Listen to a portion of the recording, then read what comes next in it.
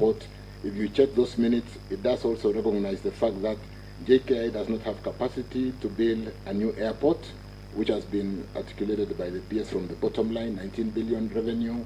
There's an expenditure of 13 billion, 11 billion, and therefore, if we were to build an airport with own source revenue, we'll be doing it in 50 years. The airport we have, Chair, is, let me stop there. It's becoming narrative. But more importantly, yes, all the information, negative, positive, will help us to really ensure that we do a thorough due diligence, and it is a process ongoing now. To the extent, Chair, that we canceled the deal, we don't have a deal. We're just negotiating. We're just negotiating. We don't have a deal. Absolutely. Point of order. Thank you very much, Manasias. Maybe before I go to that, because I have a written submission here from a colleague, it's also good just to highlight, because he has done a lot of research. This is a written submission by Senator of Mandera, Senator Ali Roba, who, as you know, is also a former pilot, so probably he's well traveled. And there's a document I'm going to... Current pilot, okay. All right, well corrected. He's a captain. And he's agreeing with most of us and everyone and every Kenyan that BOTs are not bad.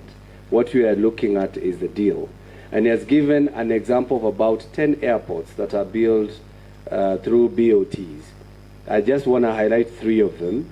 Istanbul Airport, Turkey, BOT with a 25-year concession. Indira Gandhi International Airport, India, 30-year concession, extendable by another 30 years. LaGuardia, USA, 35-year lease agreement. So in other words, nobody is really fighting inviting investors and BOTs. What we are trying to do is the processes. And he highlights down here, which I'm going to read, that after even giving the benefits of BOT model for JKIA, that is access to private capital, risk sharing and innovation, economic growth and connectivity and all that, he argues, while I advocate for the BOT model as an effective strategy for the expansion of Jomo Kenyatta International Airport, I must express my strong opposition to partnering with the Adani Group for this critical project. This position is based on significant integrity concern associated with the company. And he goes on highlighting the 3. Let me just read the headline. Integrity concerns and financial misconduct, regulatory scrutiny and controversies, potential reputational damage. He has even given a recommendation which the committee will go through when we retreat to write our report. But from this, I will ask only one question. Since the ministry or the PPP, the director of PPP or the KAA have not done due diligence, what if when we retreat to write this report, we were to resolve that we do that work for you by summoning Adani to appear before this committee? What would you be say? But I see it. Thank you, Chair, and you have rightfully really brought out the fact that we consume all this information to help inform our due diligence. You can see the positives, the negatives, but to the extent that a due diligence has got certain rules of engagement in terms of how some of these things are submitted.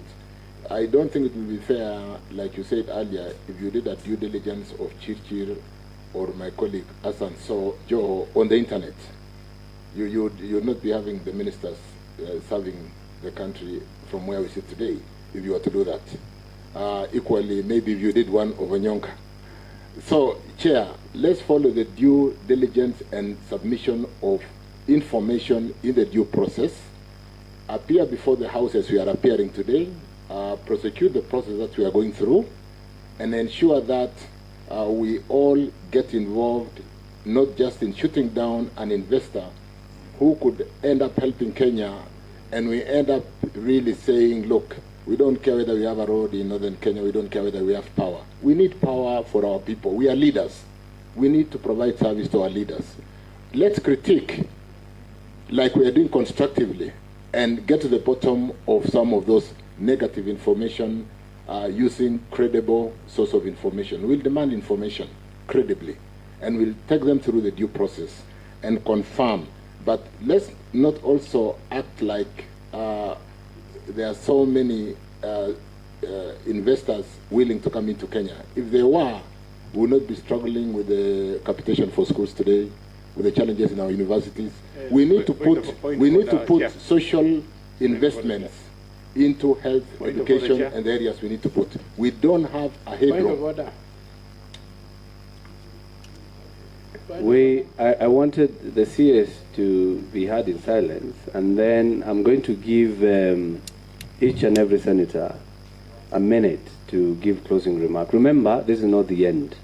We are collecting views, collecting documents, so that the committee can again sit down and scrutinize every other document, so that we can give a report or resolution as per the committee. So, members, let the CS complete. So, just to finish and straight answer that question straight and clear, since we are doing due diligence, we'll basically have that information submitted by Senator Ali Roba, and I can assure you, Chairman, it will form some of the fundamental questions as we go through the due diligence to satisfy ourselves that is Adani a suitable investor or concessionaire to build an airport for us or not. And to a very good extent, Chair, if Senate was to use that information to say, then we all become part of the negotiating team. So allow us to run through the due process with that kind of information that can be volunteered to the committee, and when we come back to the House, we can be able to articulate and answer what we found out and why we decide to go forward or not. When I say we shall, it's not because there is a deal. Those are deal breakers. If the shall doesn't work out in terms of what we are saying as a government, we must get this and we must get that, those are deal breakers. We are not saying, because then if they don't conform to our deal breaking requirements, then we don't have a deal. So it's not that the deal has been done. We must get certain fundamentals right to be able to protect job security, to be able to ensure that our airport remains competitive. We are not just charging too much service charges at the airport, and therefore giving away the opportunity, tourist opportunity to Ethiopia, to Tanzania, and other countries. So, Chair, the shall is a question of the deal breakers that we must get. And if Senate feels like we should also have more deal breakers in this deal that we should negotiate, let's allow the negotiating team to use those deal breakers to make or break, as opposed to breaking it when they have not said no. Thank you, Chair. Thank you very much. I think now we have to give closing remarks. Chair, I think Senator Onyonka, you know, you stood on a point of order, so I thought you have commented on during your time. No, Chair, thank you so much. Yeah. Oh, sorry. CS, thanks for coming. And as I said yesterday, as my classmate, I hope that whatever we say here, you'll deliver it to the President, because he needs to listen to what some of us have been saying. First of all, Chair, I'd like to make a special statement from myself that it was not easy for me to get information about Adani. This information came to me from a young man who's called Nelson Amenya, who lives in France. The young man sits in one of the investment companies in France, and he saw these documents pass on his desk.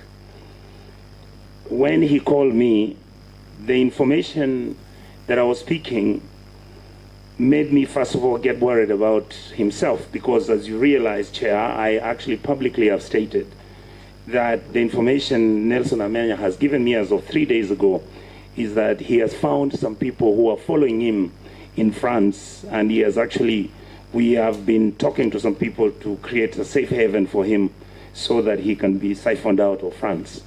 That's how delicate and personal this matter is to some of us. So, CS, I would like to, if you come across any of your friends who have been participating in this thing, tell them to leave Amenya alone. Tell them what we are trying to do is discussing issues about either we accept that Kenya is going to be a country of public good or is going to be a country of private good. And what we are saying is that we have information that we are going to table here, and I will tell you, my CS, some of these things are shocking, completely shocking.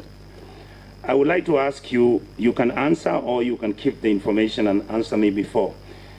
Chair, I will start with asking the CS. Do you know somebody called Jkia-Adani?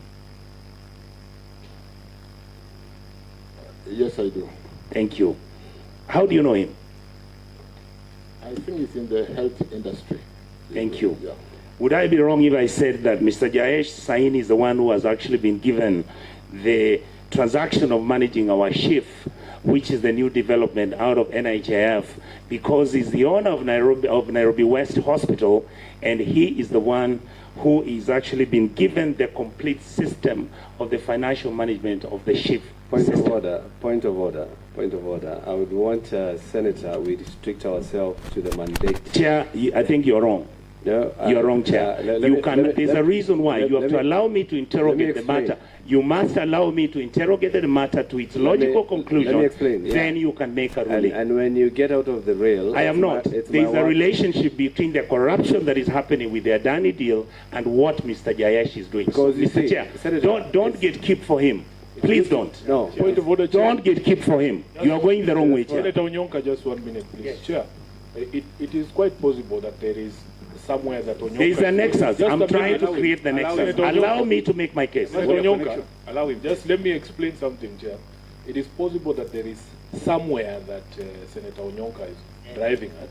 That is where I'm going. Just allow me to go where I'm going. Senator Onyonka, you're out of order. Yes, he is not listening. And I'm trying to... So SG, I am telling you now, you're out of order. No, Chair, can Chair, you protect Senator Onyonka? Because if now Senator Sifuna invokes the power of being an SG, he might chicken out from pursuing a No, very I'm on the line. mic to just guide the Yes, chair. yes. I was saying it is possible there is No, point of somewhere order, you cannot in guide terms the of chair. in terms of nexus, you allow him to, and I don't want to use this aviation analogy. Let him land the point. Let's see where he's going with it. Just give him a little bit. Yeah, I was Please. afraid. I was afraid of getting out of context and losing Kenyans, because the issue we are dealing with is the issue of the airport, JKIA. So I thought he has lost his. Chair, his I am thoughts giving you by the talking next, about health. There You is know, a nexus. No, I was just trying to no, bring him to the allow me to set it up. Okay, now ask your question. Question I'm asking, I asked him, does he know Jkia-Adani? He said yes. Allow me to interrogate him. Continue. You have a Thank you, minute. sir. Yes. Thank you so much. Yes. CS, would I be wrong to say that Mr. Saini is the agent of Adani in Kenya? The answer is yes or no. It's up to you. I'm not aware. You're not aware. Are you also aware that meetings that took place in Dubai where this deal was being discussed, Mr. Jkia-Adani was sitting in that meeting with individuals from the Kenyan government, and I will state here that the person who met Mr. Jkia-Adani in Dubai was Honorable Murkomen when he was the minister in the position you are in. I am not aware. Without having evidence that I can prove, but I think it's important that I make the statement that in that meeting that money exchanged hands. And Chair, later on, I believe as we continue, these details should be presented to this House. The second issue I wanted to ask the CS, in your understanding, I want you to go to where Honorable Chirchir was. You go to page, Chair, it is, we start with the consideration of the project progress, minute 6. I want you to go there, Chair.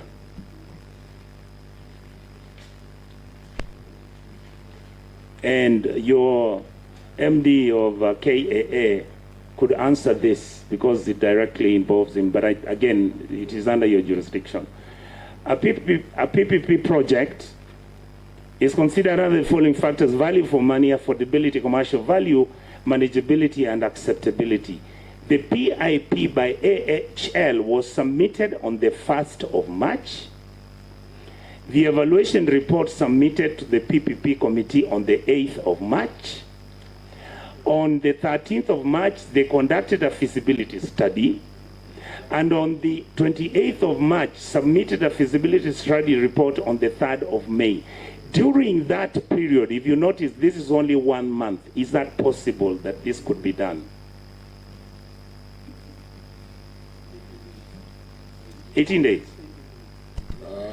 Like you did say, I will allow the CEO to answer that, but this is the feasibility study that I did call in my opening remarks, in my opening response, an initial desktop due diligence was done by KAA and the PPP Directorate. So to the extent that you are just getting information desktop from the internet, from which airports they have built, like what we've gotten from the letter from Senator Roba, that could be done in a day. You've not answered my question, sir. This report, I repeat it to you, please, I'll be very slow. The PPP project is considered under the following factors: value for money, affordability, commercial value, manageability, and acceptability. The PIP by AHL was submitted on the 1st of March. Please write that date down. Yeah. After that, the evaluation report, which was submitted, was done on the 8th of March. Next, on the 13th of March, they also ended up conducting another feasibility study.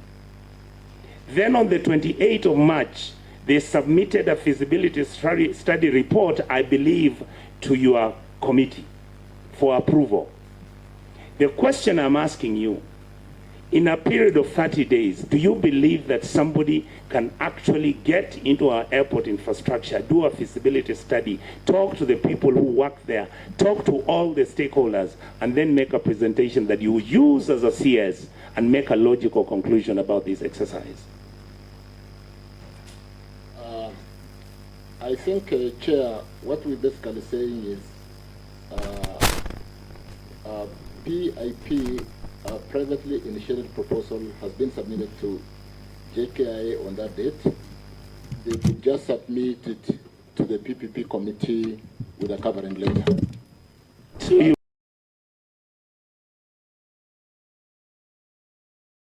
you agree that they actually did the feasibility and finished and gave you all the facts? That's why I call it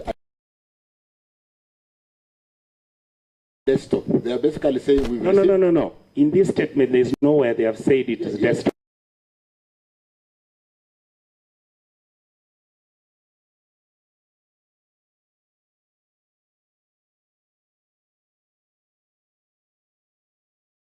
So the answer I expect you to give me here is yes. We have read, we have done some preliminary work, and we are submitting to the committee for consideration. Thank you. Can be done. Go back to where Honorable Chirchir was, and he said there were different quarters in government who had an issue about. That is the board. That is the board telling you that this report which is being tabled, there are certain individuals in government, and this comes immediately after this feasibility study, after this report. You are saying that it can be done. In 30 days, individuals were sitting and telling us that our airport, which is worth 1.2 trillion shillings, can actually be given to somebody at 136 billion shillings for a period of 35 years or whatever it is. Did it occur to you, Bwana Waziri, that when people in government have an interest in this matter, what did it mean to you? Because we didn't know. So I'm talking to you as an outsider. What was your interpretation of this? Like I've said, Chair, on again and again, we've not had many PPP projects succeeding in Kenya. And even as we sit here, we are asking ourselves, should it be PPPD? Should it be PPP? And therefore, was the board privy to the full runway of the PPP process? Did it mean submitting to the Treasury was for approval? No, it was going to stage 2, it would go to stage 3, it could go to stage 5. We're currently doing a detailed due diligence, a proper due diligence that you visit, you answer the kind of, you look at all the details, and by the time you reach stage number 20, it will possibly be a procurement cycle that is taking a whole year. So to the extent that we are employing PPP for mega projects because we don't have the kind of outlay capital to invest, somebody is possibly asking also in KAA, why not competitive PPDD process and so on and so forth. But this is just stage 2 of the 20 stages, Honorable Chair. CS. But let me allow. CS, just a minute. Yeah. Through the chair, Senator. Through the chair, thank you, Chair. CS, that's not what I asked you about. You are a cabinet secretary in government. You have gotten a document that has been written by a board. Let's assume this board is Sony Sugar. And members of the board tell you, you want to hold a PPP exercise in this factory. We are uncomfortable with it because we have received information that some of your government officials and people, big-time players in your government, have an interest in that matter. What does that imply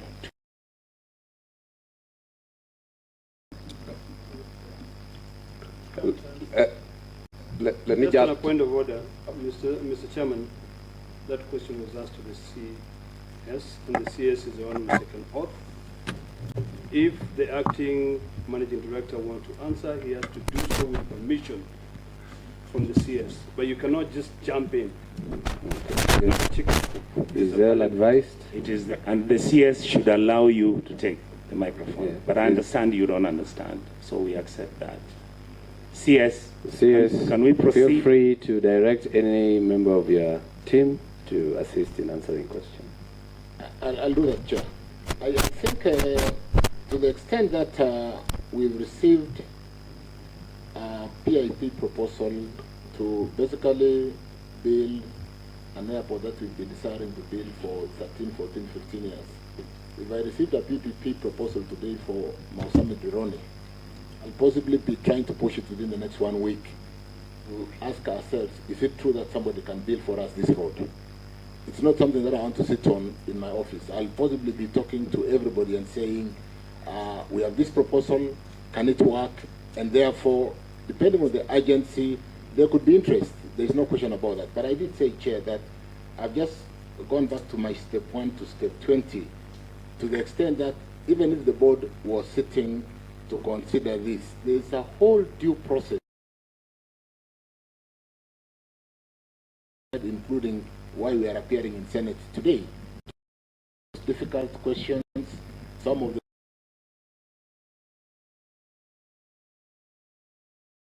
simple questions because of lack of information.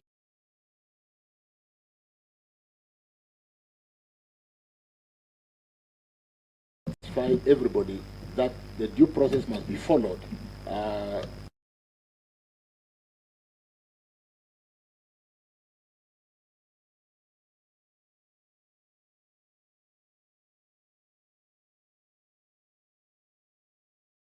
Chair, is very simple. Who delivered the report, the evaluation report, and how was it delivered to whoever that received it, the proposal? Can the question be made clear in terms of is it the delivery process or? You see, there is, if you look at the issue that I have read here severally about how the board met, and in a period of 30 days, there was everything that was taking place, and that was geared towards producing a report to justify and prove why this is a very good deal. Who delivered that report, and when did they deliver it? And how did they deliver it? There's a reason why I'm asking that question. Yes, you want to assist me on this, but the more I think about the 30 days, I think they took so long if we really needed an airport. If you receive that today, it would be out of... I'm looking at the documents you gave me. You are the one who gave me the document. Point of order, Chair. I think the CS should give us, should respect our intelligence.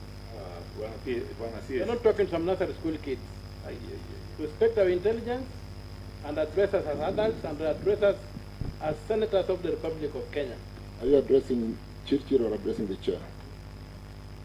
I'm addressing I think the best thing for us to do is that on a CS, when a question is directed to you, just be direct to the point And to simple. avoid, you know, and answer. If you know the answer, I say I do. If you don't, we are lenient as a committee. We can always read between the lines.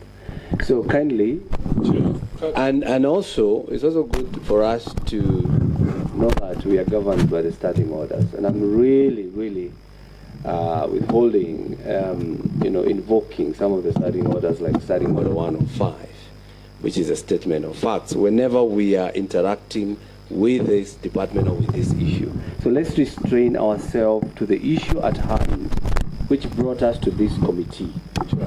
By so doing, we'll be able to get answers. And that's why, if initially when we started, remember we were giving every senator about 3 minutes, so that you ask your questions and you get response.